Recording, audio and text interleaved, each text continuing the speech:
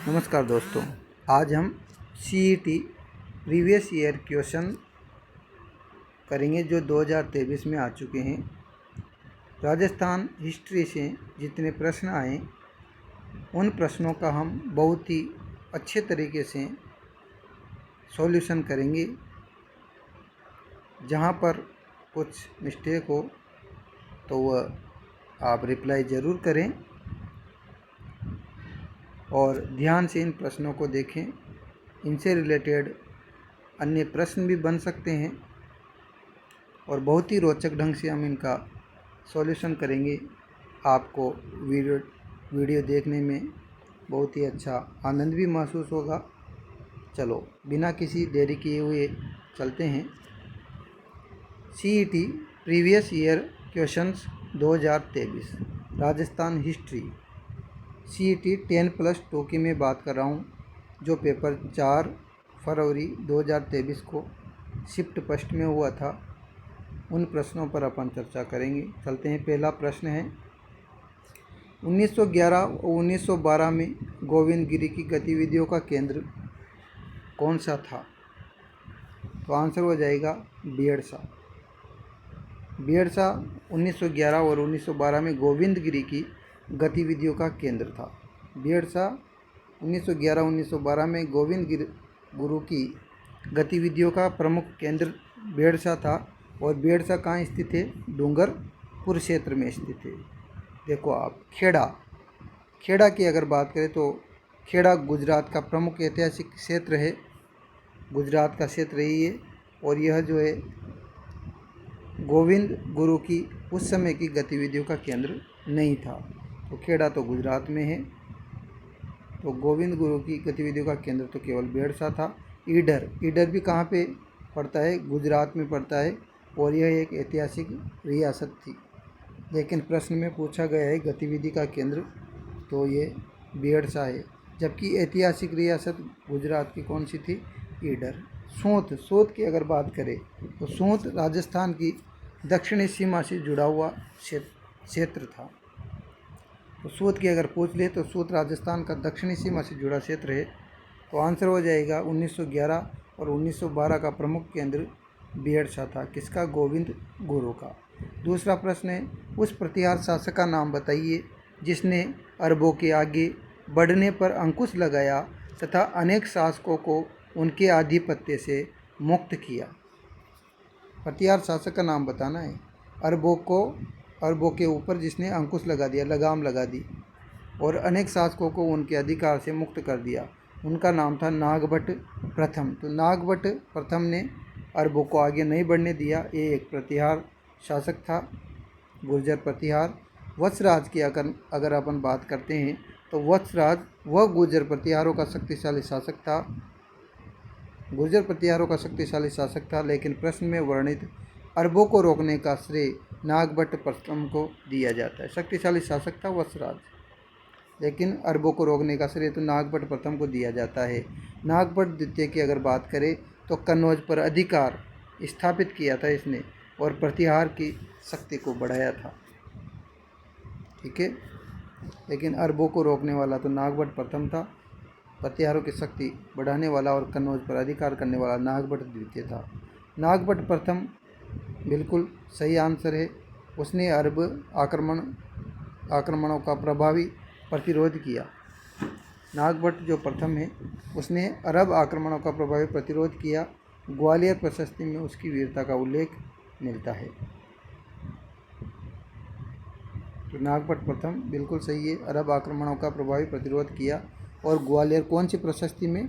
ग्वालियर प्रशस्ति में उसकी वीरता का क्या मिलता है? उल्लेख मिलता है। देवराज की अगर बात करें तो देवराज नागभट्ट प्रथम के बाद का प्रतिहार शासक था देवराज, लेकिन प्रश्न में वर्णित उपलब्धि मुख्यतः नागभट्ट प्रथम से संबंधित है। तो अरबों का आक्रमणों का प्रभावी प्रतिरोध करने वाला नागभट्ट प्रथम, उत्तर नंबर सी हो जाएगा। कालीबंगा के उत्खनन कार्य का उत्तरदायित्व किसने संभाला? सभी को पता होगा, तो उत्तरदायित्व की बात आ रही है। डेक्कन कॉलेज पुणे, मेलबोर्न विश्वविद्यालय, राजस्थान पुरातत्व और संग्रहालय विभाग जयपुर, या भारतीय पुरातत्व सर्वेक्षण नई दिल्ली। तो भारतीय पुरातत्व सर्वेक्षण जो नई दिल्ली है उसने कालीबंगा के उत्खनन कार्य का उत्तरदायित्व संभाला। पुरातत्व विभाग नई दिल्ली।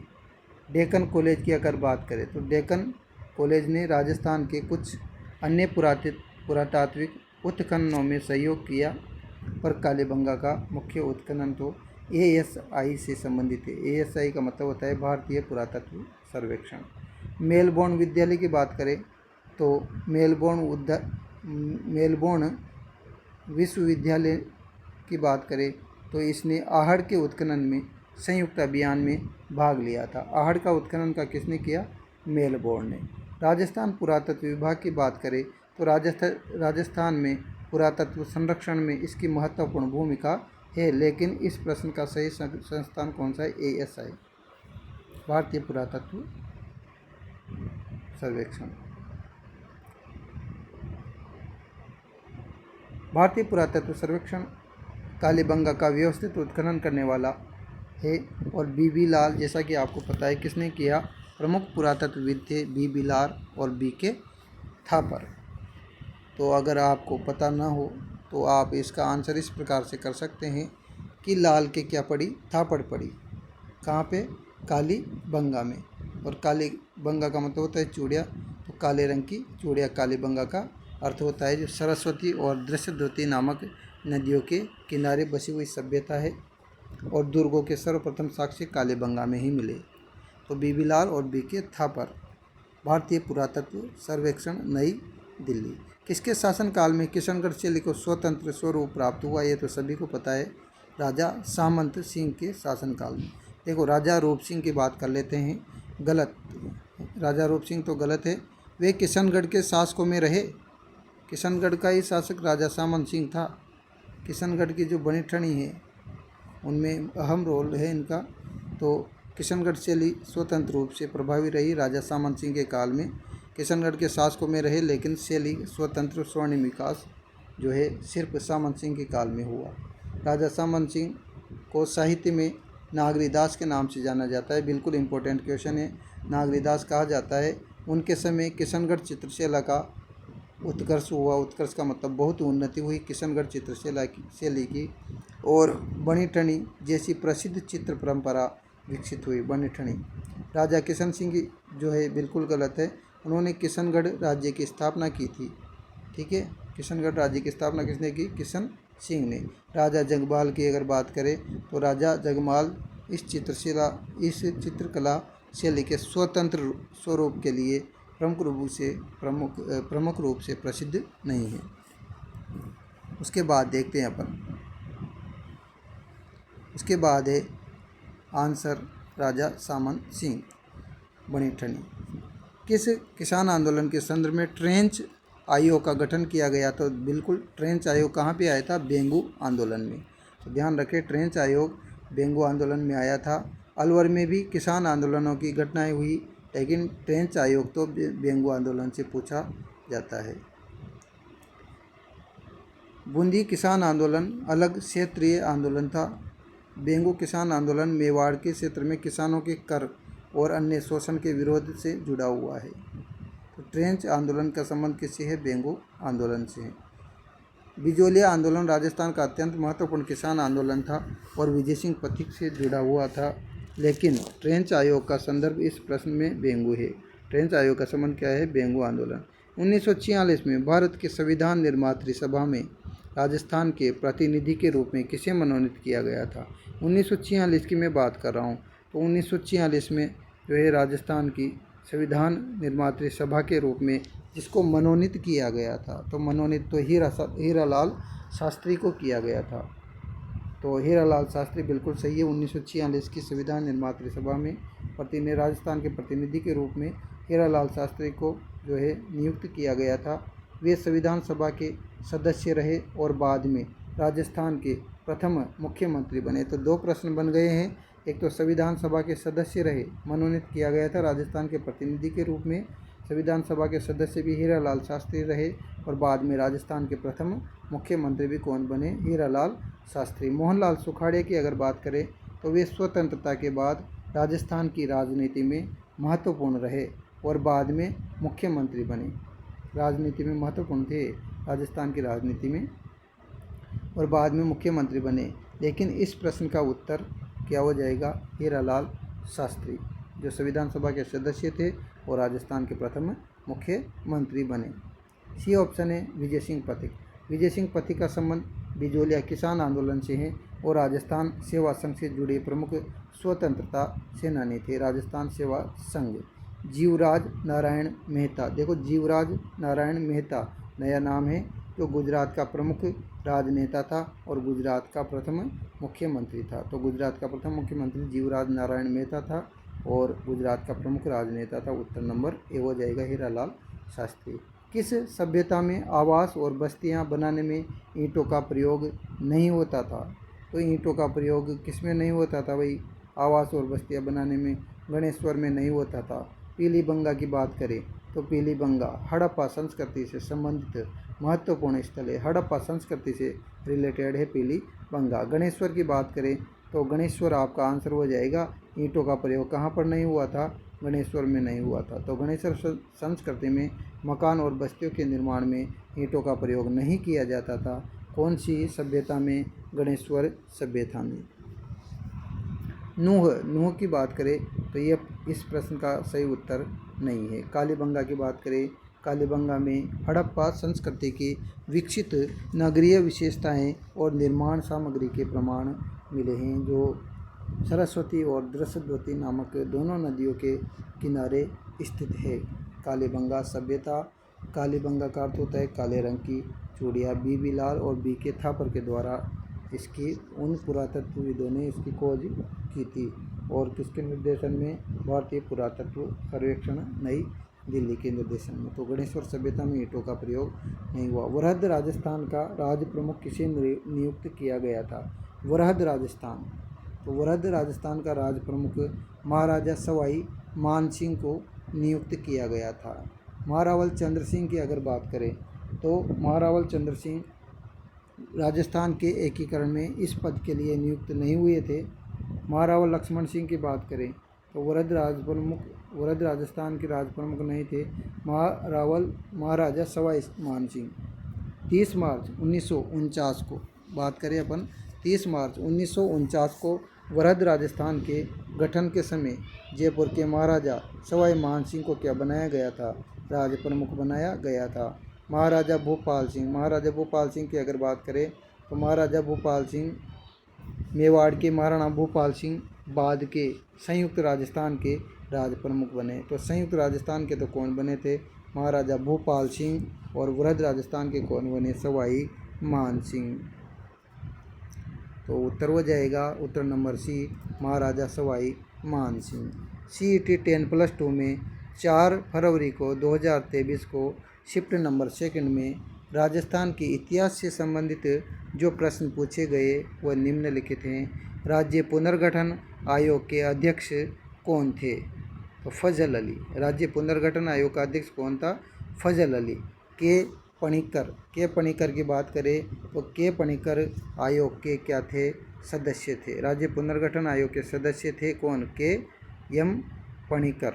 लेकिन फजल अली क्या थे? अध्यक्ष थे। फजल अली सन 1953 में गठित, कब गठित हुई थी? आंसर भी आ चुका है इसके साथ। सन 1953 में गठित राज्य पुनर्गठन आयोग के अध्यक्ष फजल अली थे। 1953 में गठित हुआ था राज्य पुनर्गठन आयोग, ध्यान रखिएगा। वी पटेल यह नाम आयोग के अध्यक्ष के रूप में सही नहीं है। और एच कुंजरू हृदयनाथ कुंजरू आयोग के सदस्य थे। हृदयनाथ कुंजरू का पूरा नाम है हृदयनाथ कुंजरू, आयोग का सदस्य था। और के पणिकर भी आयोग के सदस्य थे, ठीक है। और 1953 में राज्य पुनर्गठन आयोग के अध्यक्ष फजल अली थे। उत्तर नंबर बी, फजल अली। 1857 के स्वतंत्रता संग्राम में कोटा महारावल की सहायता के लिए किस राज्य ने सैनिक सहायता भेजी थी? कोटा महारावल तो मदन सिंह करौली था वो तो करौली के राजा मदन सिंह ने। जोधपुर की बात करें तो इस घटना में कोटा महारावल को सैनिक सहायता जोधपुर से नहीं मिली। उदयपुर भी गलत है और करौली का शासक था।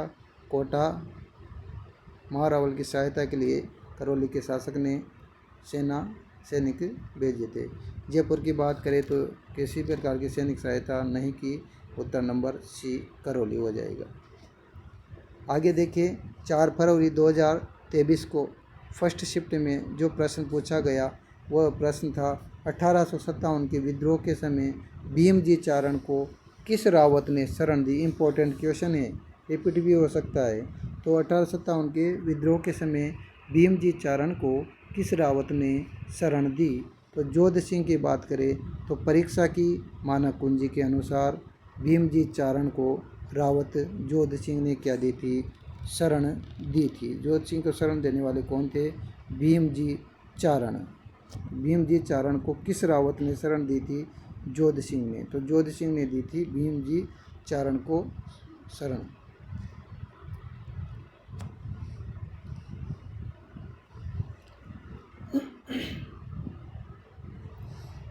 आगे देखो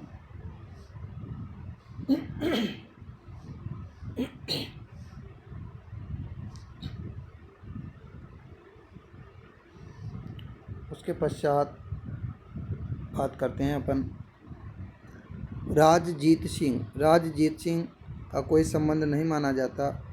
और केसरी सिंह की बात करें तो केसरी सिंह बारठ स्वतंत्रता आंदोलन के प्रसिद्ध क्रांतिकारी थे। तो इसमें इस प्रश्न में रावत नहीं है केसरी सिंह, तो उत्तर हो जाएगा जोध सिंह। तो भीमजी चारण को शरण किसने दी, जोध सिंह ने। रावत जोध सिंह ने। आहड़ का उत्खनन कार्य किसके नेतृत्व में संपादित किया, एच.डी. साकलिया। एच.डी. साकलिया। आहड़ में क्या आ रहा है, पीछे ड आ रहा है तो ड से बना देंगे डी, एच.डी. साकलिया। तो आहड़ का उत्खनन कार्य एच.डी. साकलिया ने संपादित किया। वी.एस. वाकणकर ये मध्य प्रदेश के भीमबेटका शैलाश्रियों की खोज या अनुसंधान के रूप से जुड़े हुए हैं। तो मतलब इम्पोर्टेंट क्वेश्चन है, भीमबेटका जो मध्य प्रदेश में है गुफाएं, भीमबेटका की गुफाएं मध्य प्रदेश में हैं, उन शैलाश्रियों की खोज किसने की थी, वी.एस. वाकणकर ने। वी.एस. वाकणकर ने भीमबेटका शैलाश्रियों की खोज की थी। एच.डी. साकलिया की बात करें तो 1962 में आहड़ के उत्खनन में एच.डी. साकलिया का महत्वपूर्ण नेतृत्व था। बी.वी. लाल और बी.के. थापर की बात करें तो कालीबंगा के पुरातत्वविद हैं। वी.एन. मिश्रा की बात करें तो वी.एन. मिश्रा राजस्थान की अन्य पुरातात्विक गतिविधियों से जुड़े रहे हैं, जबकि मेवाड़ से तो यानी कि आहड़ से तो सिर्फ एच.डी. साकलिया जुड़े हुए हैं। मेवाड़ प्रजामंडल की स्थापना किसकी अध्यक्षता में हुई, 1938 में हुई थी। मेवाड़ प्रजामंडल की स्थापना कब हुई, 1938 में मेवाड़ प्रजामंडल की स्थापना हुई। तो उत्तर हो जाएगा बलवंत सिंह मेहता। तो बलवंत सिंह मेहता की अध्यक्षता में 1938 में मेवाड़ प्रजामंडल की स्थापना हुई थी। कपूरचंद पाटनी का संबंध जयपुर प्रजामंडल के प्रारंभिक गठन से है। जमनालाल बजाज भी जयपुर प्रजामंडल के अध्यक्ष रह चुके हैं। और बलवंत सिंह मेहता ने मेवाड़ प्रजामंडल की स्थापना 24 अप्रैल को 1938 को की और बलवंत सिंह मेहता को ही इसका प्रथम अध्यक्ष बनाया गया। किसका, मेवाड़ प्रजामंडल का 24 अप्रैल 1938। स्थापना में माणिक्यलाल वर्मा की प्रमुख भूमिका थी। ठीक है, आगे चलते हैं। नृपेंद्र नाथ शर्मा मेवाड़ प्रजामंडल के प्रथम अध्यक्ष नहीं थे, तो उत्तर हो जाएगा बलवंत सिंह मेहता। प्रतिहार शासक के शासनकाल में जैन ग्रंथ, जैनों का एक ग्रंथ है हरिवंश पुराण और कुवल्य माला, जो उद्योतन सूर्य के द्वारा रची गई रचना है कुवल्य माला। तो प्रतिहार शासक कौन था, इसके शासनकाल में जैन ग्रंथ हरिवंश पुराण और कुवल्य माला की रचना हुई थी। वह था वत्सराज। ठीक है, वत्सराज जो शासन था उस टाइम पे जैन ग्रंथ कुवल्य माला और हरिवंश पुराण की रचना हुई थी वत्सराज के समय। रामभद्र की बात करें तो वत्सराज के बाद और मिहिर भोज से पहले, रामभद्र की बात करें तो वत्सराज के तो बाद आया था। रामभद्र कब आया था, वत्सराज के तो बाद आया था और मिहिर भोज से पहले आया था, वत्सराज के बाद। और मीर भोज से पहले कौन आया? रामभद्र। मीर भोज की बात करें, प्रतिहार वंश के महान शासक थे मीर भोज, लेकिन इन ग्रंथों की रचना इनके शासनकाल में नहीं हुई। ठीक है। महेंद्रपाल प्रथम वे मिहिर भोज के क्या थे? उत्तराधिकारी थे। कौन? महेंद्रपाल प्रथम मिहिर भोज का उत्तराधिकारी था। रामभद्र कब आया था? वत्सराज से पहले और मिहिर भोज के बाद में। और मिहिर भोज का उत्तराधिकारी कौन था? महेंद्रपाल प्रथम।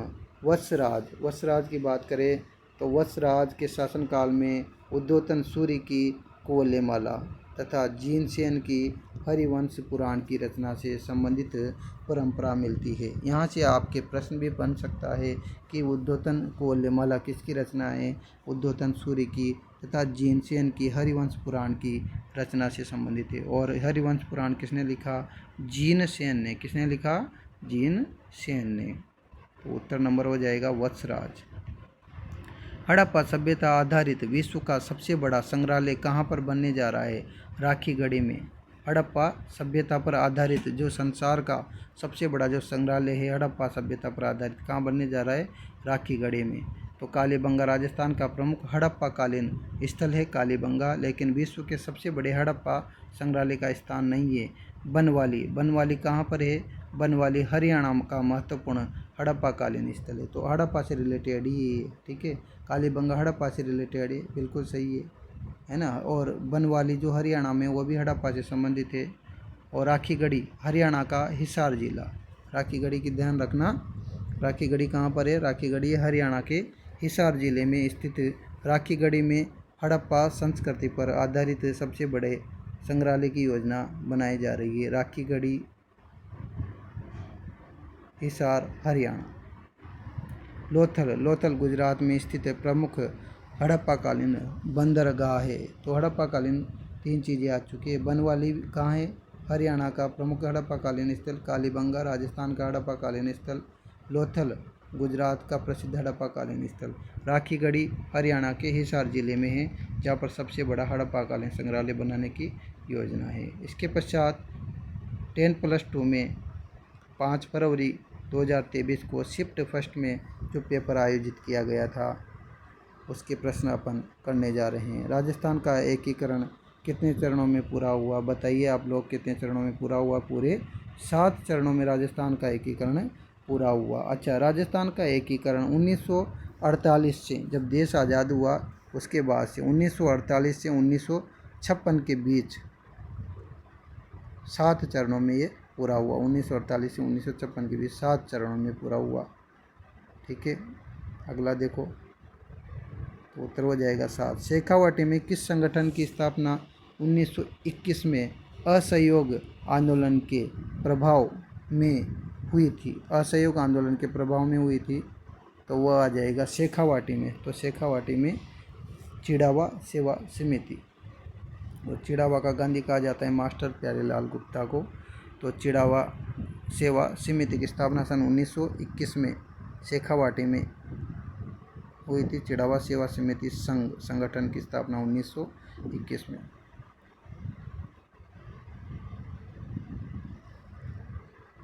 शेखावाटी किसान पंचायत, इस प्रश्न में 1921 के संगठन का नाम नहीं है। ठीक है। उसके बाद देखो, चिड़ावा सेवा समिति की बात करें तो असहयोग आंदोलन की पृष्ठभूमि में शेखावाटी क्षेत्र में चिड़ावा सेवा समिति का गठन हुआ। असहयोग मतलब अंग्रेजों का सहयोग नहीं करना, वो था असहयोग आंदोलन। तो शेखावाटी क्षेत्र में उस समय चिड़ावा सेवा समिति की स्थापना 1921 में हुई थी। अजमेर राज्य के प्रथम मुख्यमंत्री कौन थे? तो अजमेर राज्य के प्रथम मुख्यमंत्री हरिभाऊ उपाध्याय थे। प्रथम मुख्यमंत्री कौन थे? हरिभाऊ उपाध्याय। हीरालाल शास्त्री की बात करें तो राजस्थान के प्रथम मुख्यमंत्री हैं। जयनारायण व्यास की बात करें तो जोधपुर राजस्थान की राजनीति के प्रमुख नेता हैं, राजस्थान के मुख्यमंत्री रह चुके हैं। बालकृष्ण कौल की बात करें तो ये प्रथम मुख्यमंत्री नहीं थे। हरिभाऊ उपाध्याय की बात करें तो ये अजमेर के मुख्यमंत्री थे। किस सभ्यता में अच्छी विकसित प्राचीर युक्त किलेबंदी के अवशेष मिलते हैं? वो कौन सी सभ्यता है जिसमें प्राचीर युक्त यानी कि दीवारों से युक्त किलेबंदी के अवशेष मिलते हैं? तो कालीबंगा सभ्यता में दुर्गों के अवशेष मिलते हैं। और कालीबंगा का जो नगर है वो उसके दोनों प्रमुख जो भाग है परकोटे हैं वो सुरक्षा दीवार से गिरे हुए हैं कालीबंगा। और बालाथल की बात करें, बालाथल उदयपुर में है और यह राजस्थान की महत्वपूर्ण ताम्र पाषाण कालीन सभ्यता है। ताम्र पाषाण, ताम्र यानी तांबा और पाषाण यानी पत्थर, तो ताम्र और पत्थर वाली सभ्यता कौन सी है? बालाथल उदयपुर। पीलीबंगा, पीलीबंगा हड़प्पा सभ्यता से जुड़ा स्थल है। ठीक है, पीलीबंगा हड़प्पा सभ्यता से जुड़ा हुआ स्थल है। गणेश्वर सभ्यता ताम्रयुगीन संस्कृति का प्रमुख स्थल है। ताम्रयुगीन संस्कृति का प्रमुख स्थल क्या है? गणेश्वर सभ्यता। इसके पहले आया था गणेश्वर, तो गणेश्वर सभ्यता ऐसी सभ्यता है जिसमें ईंटों का प्रयोग नहीं किया गया।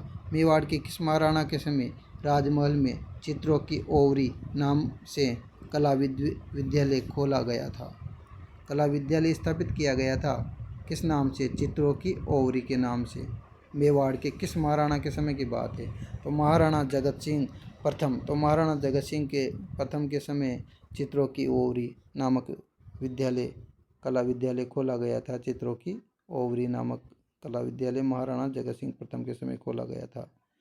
तो महाराणा जगत सिंह प्रथम के शासनकाल में मेवाड़ की चित्रकला को संरक्षण मिला और राजमहल में चित्रकला से संबंधित गतिविधियों को प्रोत्साहन मिला। महाराणा जयसिंह की बात करें तो ये जगत सिंह के बाद के शासक थे। और महाराणा प्रताप की बात करें, मुगलों का विरोध किया और मेवाड़ की स्वतंत्रता के संघर्ष के लिए प्रसिद्ध हैं। महाराणा अमर सिंह की बात करें तो इनके बेटे हैं ये महाराणा प्रताप के, तो महाराणा प्रताप के उत्तराधिकारी थे, लेकिन चित्रों की ओवरी का कला विद्यालय की स्थापना तो महाराणा जगत सिंह के द्वारा की गई थी। अच्छा, 1919 में राजस्थान सेवा संघ की स्थापना कहाँ पर हुई थी? 1919 में वर्धा महाराष्ट्र में राजस्थान सेवा संघ की स्थापना हुई। हाँ, अगर अजमेर की बात करें तो राजस्थान सेवा संघ जो बना था उसका प्रमुख जो कार्य क्षेत्र था वो क्या था? अजमेर था, लेकिन स्थापना कहाँ हुई थी? वर्धा महाराष्ट्र में। बिजोलिया किसान आंदोलन का प्रमुख केंद्र था। किसान आंदोलन का प्रमुख केंद्र बिजोलिया था, लेकिन राजस्थान सेवा संघ की स्थापना वहाँ पर नहीं हुई। वर्धा की बात करें तो 1919 में वर्धा महाराष्ट्र में राजस्थान सेवा संघ की स्थापना हुई। अजमेर के अजयराज चौहान के पिता का नाम क्या है? तो पृथ्वीराज प्रथम। अजमेर के जो अजयराज चौहान हैं तो उनके पिता का नाम क्या है? पृथ्वीराज प्रथम। पृथ्वीराज प्रथम। पहला ऑप्शन है दुर्लभ राज द्वितीय। तो चौहान वंश के अन्य शासक थे दुर्लभ राज द्वितीय, भी चौहान वंश के शासक थे। पृथ्वीराज प्रथम अजयराज चौहान के पिता माने जाते हैं। कौन? पृथ्वीराज प्रथम। ध्यान रखें, पृथ्वीराज प्रथम अजयराज चौहान के जो है पिता माने जाते हैं। और अजयराज ने ही तारागढ़ दुर्ग, जिसको गठबिटली भी कहा जाता है,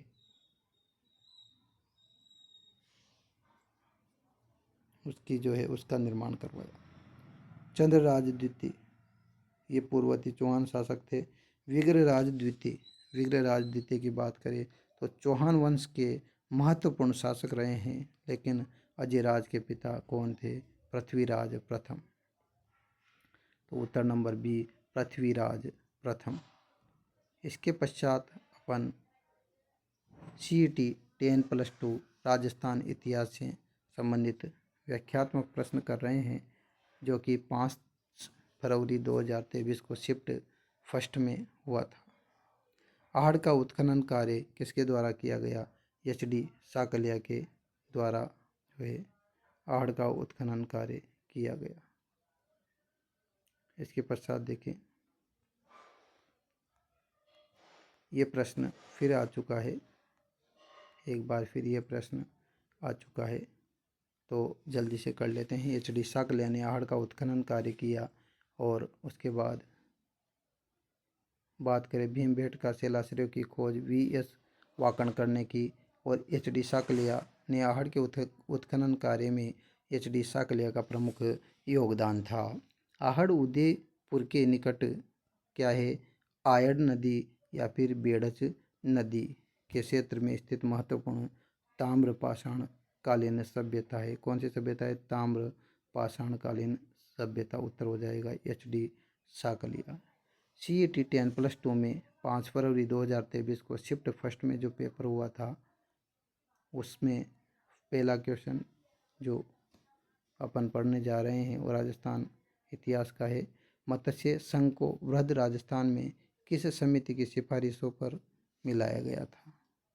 तो शंकर देव समिति, शंकर राव देव समिति। मत्स्य संघ जो था, मत्स्य संघ अलवर, भरतपुर, धौलपुर, करौली। तो मत्स्य संघ को वृहद राजस्थान में किस समिति की सिफारिश पर मिलाया गया था? शंकर देवराय समिति। व्यास समिति की बात करें तो ये कोई समिति नहीं थी। शंकर देवराय समिति, इस समिति की सिफारिशों के आधार पर मत्स्य संघ का वृहद राजस्थान में जो है विलय किया गया। महाराजा मानसिंह को बनाया गया था वृहद राजस्थान का राज प्रमुख। शंकर देवराय समिति की सिफारिशों पर मत्स्य राजस्थान किसमें मिला? वृहद राजस्थान में। वर्मा समिति, कोई विशेष निर्णय से इसका संबंध नहीं है। फजल अली समिति, जैसा पहले आ चुका है ये, फजल अली आयोग का गठन 1900, राज्य पुनर्गठन आयोग 1953 में राज्यों के पुनर्गठन के लिए गठित हुआ था।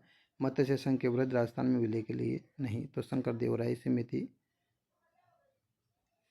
के आधार पर मत्स्य संघ वृहद राजस्थान में मिला। किस रियासत में रघुवर दयाल गोयल ने 1942 में प्रजामंडल की स्थापना की?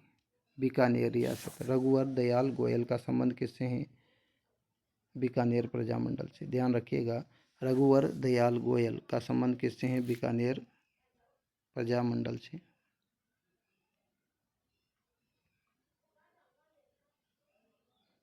जब भारत छोड़ो आंदोलन चल रहा था 1942 में, तो रघुवर दयाल गोयल ने उस टाइम पे जो है बीकानेर प्रजामंडल की स्थापना की। तो ऐसे मिक्स करके क्वेश्चन ध्यान रखें।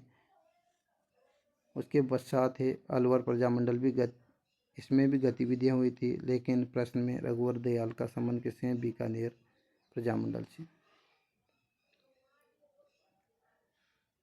तो उत्तर नंबर C हो जाएगा।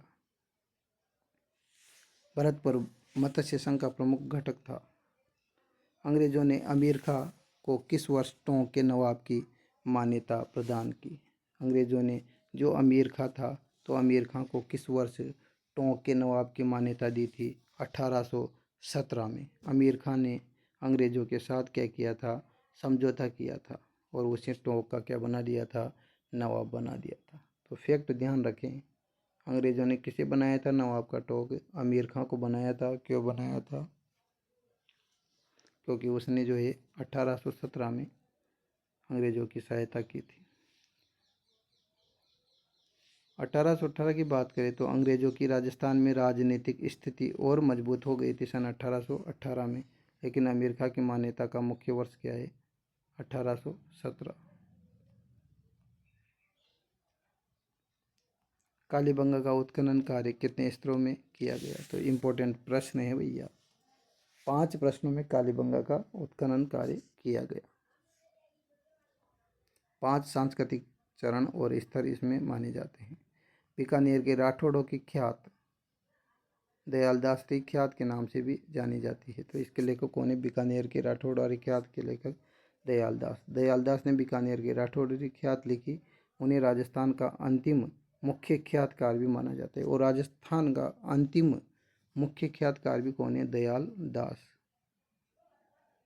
मूणोत नैणसी की बात करें तो नैणसी की ख्यात और मारवाड़ा परगनारी विगत। ध्यान रखिए, ये पेपर में CET में पूछा जा सकता है। बहुत ही इम्पोर्टेंट प्रश्न है। ठीक है, बहुत इम्पोर्टेंट प्रश्न है। एक तो नैणसीरी ख्यात और एक मारवाड़ा परगनारी विगत। मारवाड़ा परगनारी विगत और नैणसीरी ख्यात बहुत ही इम्पोर्टेंट प्रश्न है। नैणसीरी ख्यात और मारवाड़ा परगनारी विगत जो किसने लिखी? मूणोत नैणसी के द्वारा लिखी गई थी। आगे देखो, मुगल शासकों के साथ मैत्रीपूर्ण संबंधों के कारण जयपुर के कछावा शासकों द्वारा जारी सिक्के क्या कहलाते थे?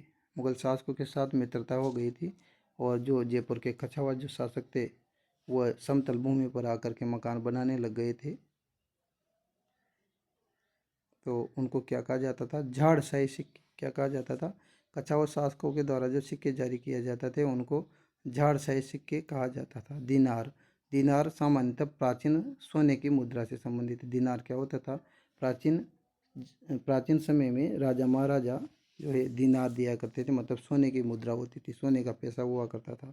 भिलाड़ी, भिलाड़ी मेवाड़ क्षेत्र की मुद्रा से संबंधित माना जाता था। भिलाड़ी क्या है, मेवाड़ क्षेत्र की मुद्रा से संबंधित है। झाड़शाही की बात करें तो जयपुर और आमेर के कछावा शासकों से संबंधित सिक्के झाड़शाही सिक्के कहलाते थे। विजयशाही की बात करें तो विजयशाही सिक्के जोधपुर राज्य से संबंधित माने जाते हैं। तो दिनार प्राचीन मुद्रा है, भिलाड़ी मेवाड़ की मुद्रा है, झाड़शाही जयपुर आमेर की कछावा के शासकों की और विजयशाही जोधपुर के सिक्के हैं। तो उत्तर हो जाएगा झाड़शाही। स्वामी दयानंद सरस्वती का संबंध राजस्थान के किस जिले से रहा है, अजमेर जिले से। ठीक है, तो स्वामी दयानंद सरस्वती का अजमेर से महत्वपूर्ण संबंध रहा है।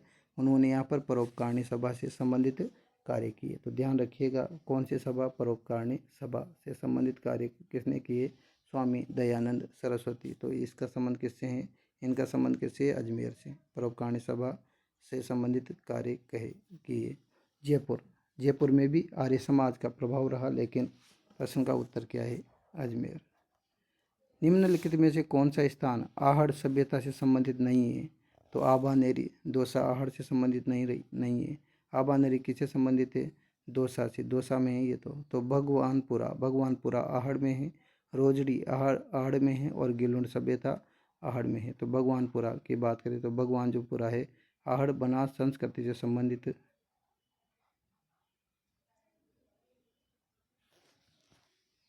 माना जाता है। ठीक है, भगवान जो पुरा है तो भगवानपुरा आहड़ और बनास सांस्कृतिक क्षेत्र से संबंधित माना जाता है। और आभानेरी आहड़ सभ्यता का स्थल नहीं है, ये दौसा में है। रोजड़ी, रोजड़ी को आहड़ बनास संस्कृति का केंद्र माना जाता है, स्थलों में से है। और गिलुंड भी इसका प्रमुख जो है क्षेत्र है। तो उत्तर हो जाएगा आभानेरी दौसा में। मारवाड़ा परगनारी विगत, ये आ चुका, देखो क्वेश्चन। मैंने कहा था आपसे कि मोहनोत नैंसी के द्वारा मारवाड़ा परगनारी विगत, और आपने देखा होगा अभी एक और था, एक और रचना थी इनकी, कौन सी वाली थी, आपको फिर परिचय करवा दूँ मैं।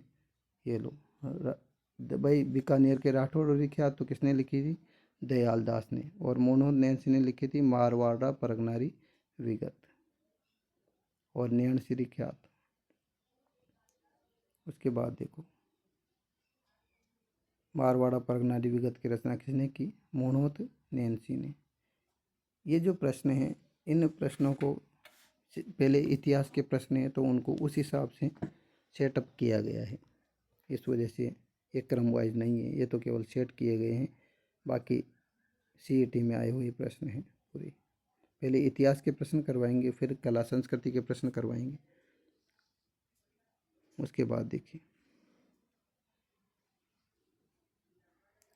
तो दयालदास ने किसकी रचना की, बीकानेर के राठौड़ोरी ख्यात दयालदास। मोहनोत नैंसी मारवाड़ा परगनारी विगत मोहनोत नैंसी की प्रमुख ऐतिहासिक रचना है। वंश भास्कर और वीर सतसई के प्रसिद्ध रचनाकार कौन है, सूर्यमल मिश्रण। सूर्यमल मिश्रण वंश भास्कर और वीर सतसई के प्रसिद्ध रचनाकार हैं। धूलकोट, धूलकोट कहाँ पर है, आहड़ में। धूलकोट सभ्यता किसको कहा जाता है, आहड़। तो बालाथल, बालाथल कहाँ है, उदयपुर में। आहड़ संस्कृति से संबंधित अलग ही पुरातत्व स्थल है बेराठ। बेराठ जयपुर में स्थित है। बौद्धकालीन प्राचीन स्तंभ यहाँ पर मिले हैं, अशोककालीन, मौर्यकालीन। आहड़, आहड़ को धूलकोट सभ्यता या आघाट पूर्व के नाम से भी जाना जाता है। तो धूलकोट आहड़ के प्राचीन टीले स्थल का स्थानीय नाम है। कालीबंगा हनुमानगढ़ जिले में घग्गर नदी के क्षेत्र में स्थित हड़प्पाकालीन स्थल है।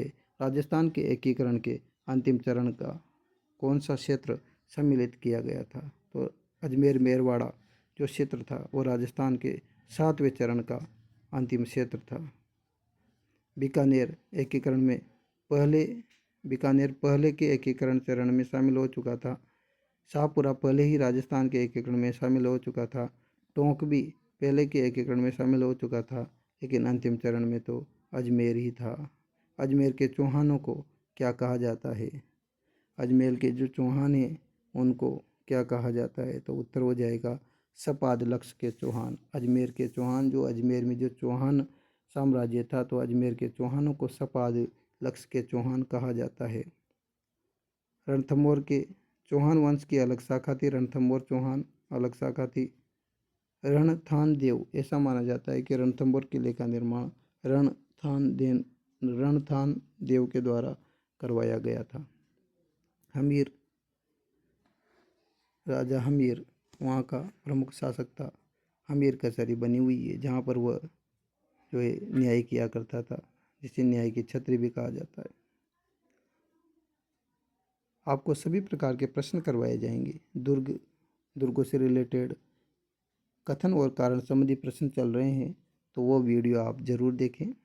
उनसे आपके एक भी प्रश्न गलत नहीं होगा। अभी सीईटी में जितने भी प्रश्न आए हुए हैं या राजस्थान अध्ययन की बुक से आए हुए हैं, तो उस बुक के कथन और कारण संबंधी प्रश्नों को मैं हल करवा रहा हूँ, तो वीडियो ज़रूर देखें। सपाद लक्ष्य के चौहान, सपाद लक्ष्य के चौहान अजमेर और शाकंभरी के चौहानों को सपाद लक्ष्य के चौहान कहा जाता है। यानी कि एक तो शाकंभरी है और एक अजमेर के, तो अजमेर और शाकंभरी के चौहानों को सपाद लक्ष्य के चौहान कहा जा सकता है। नाडोल चौहान वंश की अलग शाखा थी ये, जालौर चौहान वंश की अलग शाखा थी, तो सपाद लक्ष्य के चौहान। उसके पश्चात CET 10+2 जो 11 फरवरी 2023 को शिफ्ट फर्स्ट में पेपर हुआ था। वो पहला क्वेश्चन है, 8-9 मई 1938 के दौरान जयपुर राज्य प्रजामंडल का प्रथम अधिवेशन किसकी अध्यक्षता में हुआ? तो आंसर हो जाएगा किसकी अध्यक्षता में हुआ था? अध्यक्ष कौन थे प्रथम बार? 8-9 मई 8 या 9 मई 1938 में जयपुर राज्य प्रजामंडल का प्रथम अधिवेशन किसकी अध्यक्षता में हुआ? जमनालाल बजाज की अध्यक्षता में हुआ। जमनालाल बजाज इसके अध्यक्ष बनाए गए। कपूरचंद पाटनी का संबंध भी जो है जयपुर प्रजामंडल के जो प्रारंभिक जो संगठन थे उनसे जुड़े हुए नेताओं में से कपूरचंद पाटनी भी है, लेकिन प्रथम अधिवेशन के जो अध्यक्ष थे जमनालाल बजाज थे। हीरालाल शास्त्री जयपुर प्रजामंडल आंदोलन के प्रमुख नेता थे, लेकिन इस अधिवेशन की अध्यक्षता जमनालाल बजाज ने की।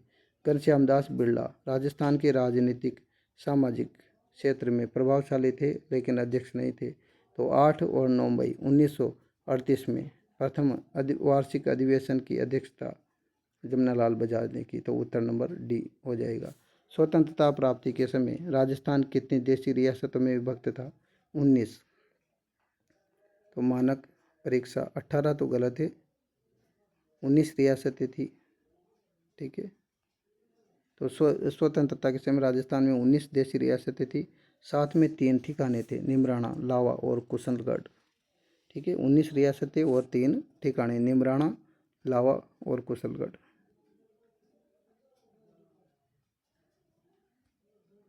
चेतावनी चुंगटिया, बहुत ही सिंपल क्वेश्चन है। किसने लिखा? केसरी सिंह बारट ने। वे राजस्थान के प्रसिद्ध कवि और इतिहासकार थे, लेकिन यह रचना उनकी नहीं है। इनका विस्तृत वर्णन में इसलिए नहीं कर रहा क्योंकि वीडियो बहुत ज़्यादा लंबा हो जाएगा, और कई विद्यार्थियों को और कई जो प्रतियोगी परीक्षा तैयारी कर रहे हैं उनको सिर्फ डायरेक्ट आंसर से मतलब है, इस वजह से मैं इनका थोड़ा विस्तृत वर्णन नहीं कर रहा। तो चलते हैं अपन बिना किसी देरी के। केसरी सिंह बारट, चेतावनी चुंगटिया किसने लिखा? केसरी सिंह बारट। बांकीदास, ये पेपर में आ सकता है।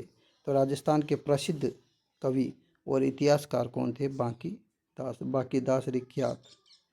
प्रताप सिंह बारट प्रसिद्ध क्रांतिकारी थे, लेकिन चेतावनी चुंगटिया के रचनाकार नहीं थे। श्यामल दास वीर विनोद के लेखक थे, जिसमें एक तो बूंदी की, एक तो किसकी रचनाएं, किस किस कौन कौन से स्थान के राजाओं के बारे में इसमें बताया गया है। श्यामल दास के द्वारा जो रची गई जो रचना है, एक तो बूंदी के राजाओं के बारे में इसमें बताया गया है, एक तो बूंदी के राजाओं के बारे में और एक मेवाड़ के राजाओं के बारे में। तो 2 राजाओं के बारे में बताया गया है, एक तो बूंदी के बारे में, एक मेवाड़ के राजाओं के बारे में इसमें बताया गया है। आगे देखिए, केसरी सिंह बारठ। केसरी सिंह बारठ की अगर अपन बात करें तो केसरी सिंह बारठ सही, उन्होंने मेवाड़ के महाराणा फतेह सिंह को, इम्पोर्टेंट प्रश्न है, जैसे इसने अभी ये पूछ लिया आपसे, चेतावनी चुंगटिया किसने लिखा? केसरी सिंह बारठ ने। अब राजा की पूछ सकता है कि कौन से राजा को दिल्ली दरबार में जाने से रोका, तो उत्तर हो जाएगा महाराणा फतेह सिंह को दिल्ली दरबार में जाने से रोका। 16 अप्रैल 1658 को औरंगजेब ने जसवंत सिंह को किस युद्ध में हराया था? तो वो कौन सा युद्ध था? धरमत का युद्ध। कौन सा युद्ध था? धरमत का युद्ध। अगर आप याद करना चाहें तो इस ट्रिक से याद कर सकते हैं कि धरमत कौन मद्दर जसवंत, अरे कि धरमत जसवंत, अपन कोई भी बात कह देते हैं ना, अरे कि धरमत जसवंत, तो ध्यान रखिए धरमत। धरमत का युद्ध किसके बीच हुआ? जसवंत सिंह और औरंगजेब के बीच। और मद्दर जसवंत, और मद्दर जसवंत, तो धर यानी कि धरमत और जसवंत यानी कि जसवंत सिंह, और मद्दर तो है मतलब औरंगजेब। ये आंसर हो जाएगा। इसके बाद देखो आप, धरमत का युद्ध हो जाएगा।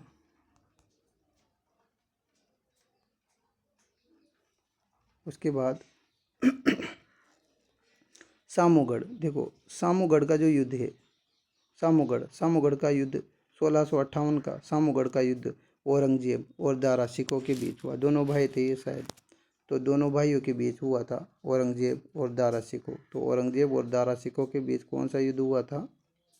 सामूगढ़ का। सामू यानी शामिल थे, शामिल तो भाई रहेंगे। तो औरंगजेब और दारा सिकों के बीच कौन सा युद्ध हुआ था? सामूगढ़ का युद्ध हुआ था। और कब हुआ था? 1658 में। 1658 में औरंगजेब और दारा सिखों के बीच। और धरमत का युद्ध हुआ था औरंगजेब और जसवंत सिंह के मध्य हुआ था 1658 में। और 1658 में ही सामूगढ़ का युद्ध हुआ था। ठीक है।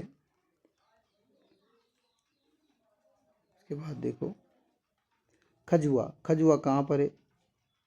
देखो खजुआ का युद्ध कब हुआ? 1659। 1658 में तो औरंगजेब और दारा सिकों के बीच हुआ।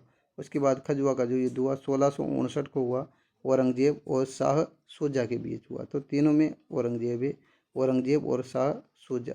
मतलब औरंगजेब ने क्या कर दिया? इसको सुझा दिया। क्या खिला करके? खजूर खिला करके। इसे ध्यान रख लेना। खजूर खिलाई, पहले तो क्या खिलाई? खजूर खिलाई। किसने खिलाई? औरंगजेब ने खजूर खिलाई और उसको सुझा दिया। तो कहने का मतलब औरंगजेब और शाह शुजा के मध्य खजुआ का युद्ध हुआ 1659 में। ठीक है। और औरंगजेब और दारा सिकों का युद्ध 1658 में। और 16 अप्रैल 1658 में धरमत का युद्ध जसवंत सिंह और औरंगजेब के मध्य हुआ। आगे देखो, तो 16 अप्रैल 1658 को धरमत का युद्ध, जिसमें औरंगजेब की सेना ने जसवंत सिंह को क्या कर दिया था? पराजित कर दिया था। जसवंत सिंह जी हार गए थे। दोराई का युद्ध, ये भी इम्पोर्टेंट युद्ध है। दोराई, द से दोराई और द से दारा सिकों। दोराई का युद्ध बाद में 1659 में दारा सिकों के विरुद्ध हुआ। किसके विरुद्ध हुआ? दारा सिकों के विरुद्ध हुआ। उत्तर हो जाएगा धरमत का युद्ध। ठीक है। अब भाग नंबर 4 CET 10+2 11 फरवरी 2023 शिफ्ट नंबर 2 के जो प्रश्न हैं, उन प्रश्नों को अपन बाद में हल करेंगे, क्योंकि वीडियो बहुत ही लंबा हो चुका है। इसलिए अब अगले पार्ट का आप इंतज़ार करें और इन प्रश्नों की बार बार प्रैक्टिस कर सकते हो और आपको पता लग चुका होगा। वैसे तो अभी RSSB के द्वारा पैटर्न चेंज कर दिया गया है। कथन कारण संबंधी प्रश्न सबसे ज़्यादा पूछे जा रहे हैं। इस वजह से मेरे द्वारा बहुत सारी वीडियो राजस्थान अध्ययन की बुक पर कथन कारण संबंधी प्रश्नों की बनाई गई है। तो उसका आप ज़रूर अध्ययन करें और एक बार ज़रूर देखें। और जैसा कि इस वीडियो की यह पहला वीडियो है जिसमें PYQ स्टार्ट किया है, CET के PYQ स्टार्ट किए। इस प्रकार अभी जितने भी एग्ज़ाम हुए हैं उनके सबके PYQ डाले जाएंगे। तो आप इंतज़ार करें और इसकी प्रैक्टिस करें, क्योंकि PYQ से रिलेटेड प्रश्न वापस बन सकते हैं। कथन कारण संबंधी प्रश्नों को आप ज़रूर देखें, क्योंकि अभी ट्रेंड में वही चल रहे हैं। तो वीडियो देखने के लिए आपका धन्यवाद। चैनल को लाइक करें, सब्सक्राइब करें और रिप्लाई ज़रूर दें आपको वीडियो कैसा लगा। आपका बहुत बहुत धन्यवाद।